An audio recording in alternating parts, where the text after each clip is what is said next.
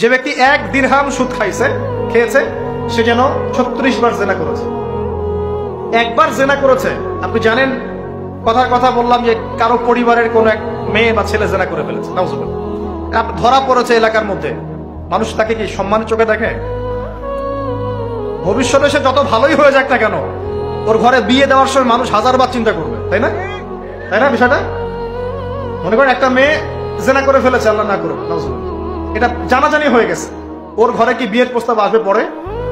যদি ভালো হয়ে যায় তাও আসা খুব ডিফিকাল্ট। আল্লাহর মুমিন কোন বান্দা যদি চিন্তা করে আচ্ছা আগে পাপ করেছিল, মাফ চেয়েছে, তওবা ইস্তেগফার করেছে, আমি তাকে বিয়ে করব, সেটা আলাদা বিষয়। কিন্তু স্বাভাবিকভাবে কিন্তু সমাজ এটাকে গ্রহণ করে না।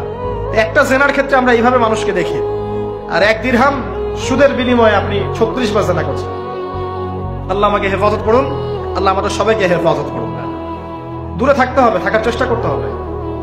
আবু জাহেলের যুগে এরকম সুদ ছিল, এখনকার বিশ্বের রন্ধ্রে রন্ধ্রে। নবীজি তো আগেই বলেছেন মায়ের সাথে জেনা করার মতো পাপ। এই হাদিস তো জানেন আপনারা। সুদের 73টা শাখা আছে পাপের, তার সর্বনিম্ন শাখা হলো নিজের মাকে বিয়ে করা, নাউজুবিল্লাহ। যদি এই এলাকায় খবর পান কোনো মেয়ে কোনো বা ছেলে তার মায়ের সাথে বিয়ে করেছে, নাউজুবিল্লাহ, তার মায়ের সাথে জেনা করেছে, নাউজুবিল্লাহ, কোনো মেয়ের সাথে বাবা জেনা করেছে, নাউজুবিল্লাহ, আপনি কি সমাজে তাকে রাখতে চাবেন? আপনি তো আইন শাসন কোনো কিছুর পরোয়াই করবেন না, গণপিটুনি দিয়ে মেরে ফেলবেন, আপনি এই কাজ করবেন না?